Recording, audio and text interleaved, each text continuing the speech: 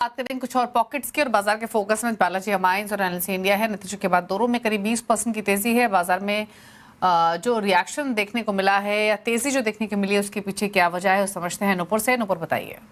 बिल्कुल, बालाजी अमाइंस के साथ शुरुआत करते हैं। ऑलमोस्ट स्टॉक 20% आपको ऊपर नजर आएगा। नतीजे काफ़ी यहाँ पे अच्छे आते हुए नजर आए। इनफैक्ट मैनेजमेंट की कमेंट्री भी काफ़ी पॉजिटिव है।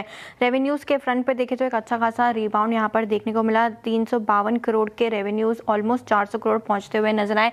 कामकाजी लेवल पे मुनाफा देखें तो 60 करोड़ से बढ़ के 95 करोड़ होते हुए दिखा है।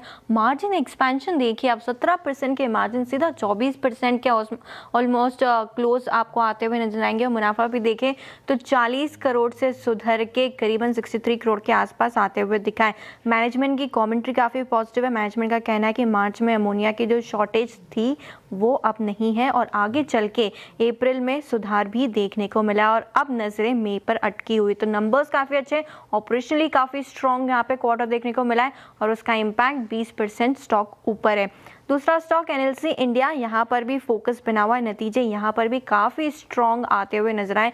रेवेन्यू देखे तो 3,836 करोड़ से बढ़ के 5,052 करोड़ पहुंचते हुए दिखाए। कामकाजी लेवल पे मुनाफा देख लीजिए, 861 करोड़ से सीधा 1700 करोड़ से ज़्यादा का मुनाफा यहाँ पे आते हुए नजर आया।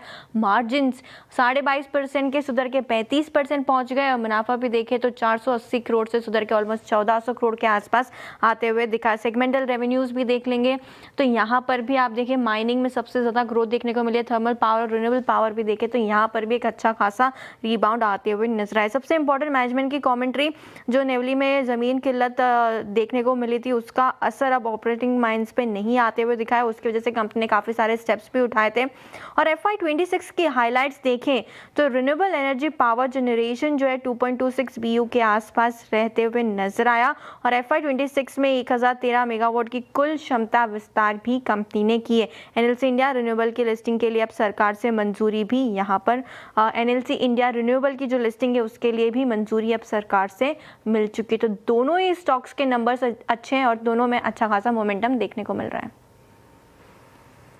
ओके, राय भी ले लेते हैं दोनों शेयर्स पर। मोमेंटम तो डेफिनेटली स्ट्रांग है। क्या राय रहेगी बालाजी अमाइंस और एनएलसी इंडिया दोनों पर, गौरव? और दीपाली, पहले एक डिस्क्लेमर देना चाहूंगा। एनएलसी इंडिया में ऑलरेडी हमने रिकमेंड किया हुआ है तो हमारे क्लाइंट्स की इसमें पोजीशन हो सकती है।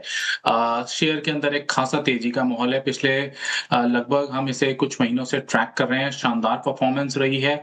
जस्ट हम बात करें मार्च के महीने में शेयर 250 ट्रेड कर रहा था, अभी 450 के लेवल पे आ गया है। करंटली जिस प्रकार की मूवमेंट स्पेसिफिकली आज के दिन में आई है, 15-16% अप ट्रेड कर रहा है। यहाँ से फ्रेश बाइंग की सलाह बिल्कुल भी नहीं रहेगी। इट इज एडवाइजेबल कुछ प्रॉफिट टेकिंग को कंसिडर करना चाहिए और थोड़ी गिरावट आए 320-310 की रेंज में, वहां पे स्टॉक को हम दोबारा कंसिडर करेंगे।